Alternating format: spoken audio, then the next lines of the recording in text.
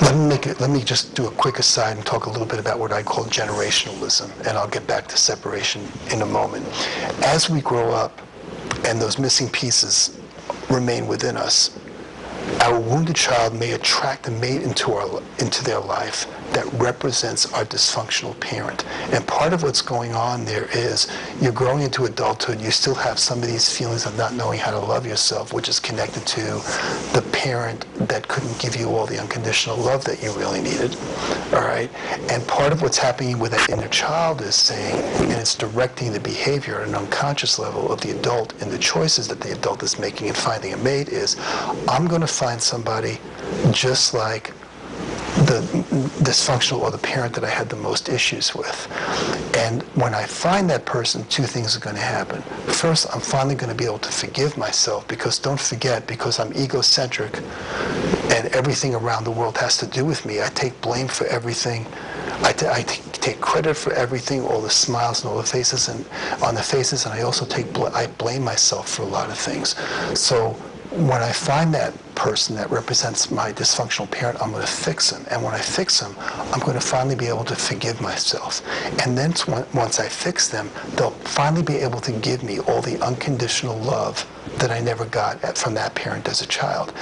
It's one of the reasons that we find children that were raised by alcoholics that swear they'd never get into it. I'd be a rich guy if I had a nickel for every woman that came into my office and said, you know, my dad or my mom was an alcoholic. I swore that I'd never date an alcoholic or get married to an alcoholic again.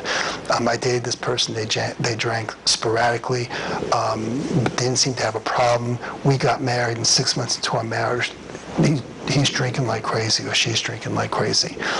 And I just don't understand it. How did this happen? I swore that this would never, ever, ever happen.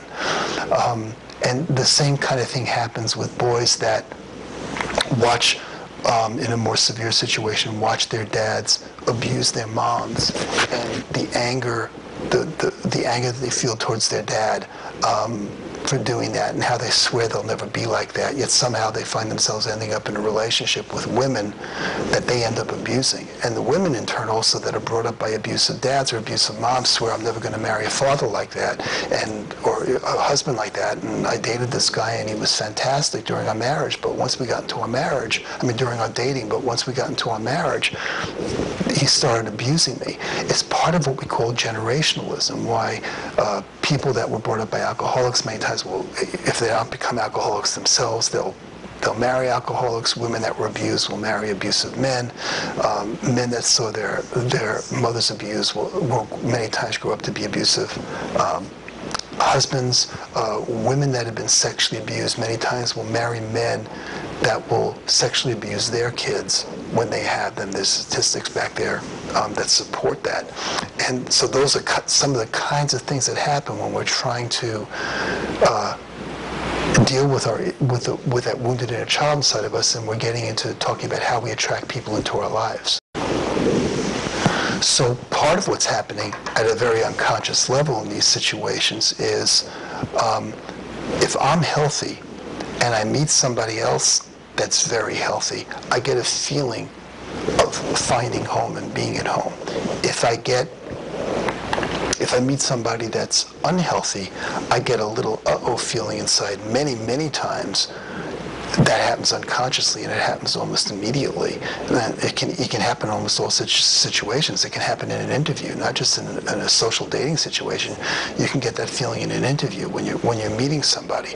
And I get a little uh-oh feeling when I meet that unhealthy person. Now, interestingly enough, if I'm really unhealthy, who do you think makes me feel at home if I haven't dealt with my issues? Other unhealthy people, because they feel familiar to us in terms of the world we grew up with, as difficult as that was.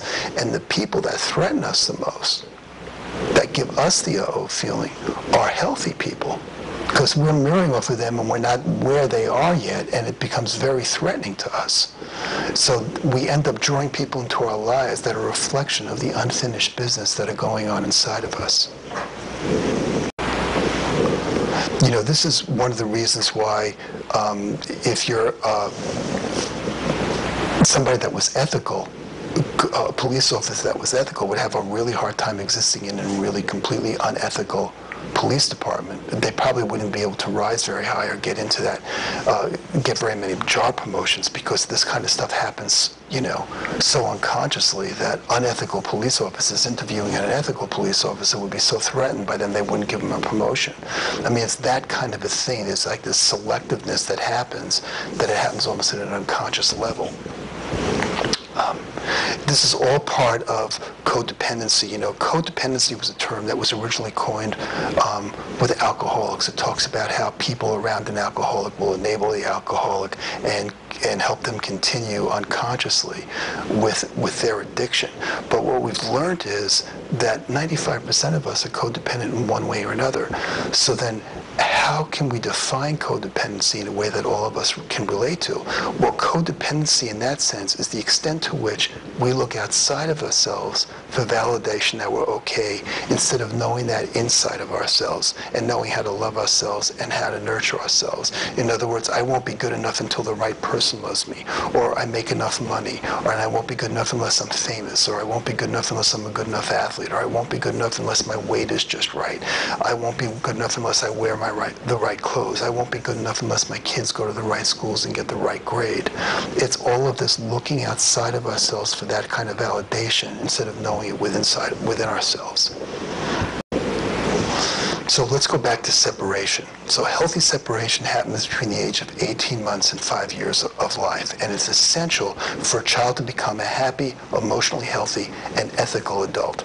It's also essential to maximize the positive building blocks, the building blocks of positive self-esteem that the child already has. Now, one of the first ways a parent starts separation with their child is to say the word no. In a very calm manner. No defines a parent's boundaries, and role models for the child that if it has boundaries, that there are certain things that aren't okay with me as a parent, it automatically means that you have boundaries too. If I'm separate from you, then you're going to be separate from me. We're going to still interact with each other, and you'll still be reliant on me to one way or another, but you're not going to be symbiotic. We're not going to be symbiotic. Symbiosis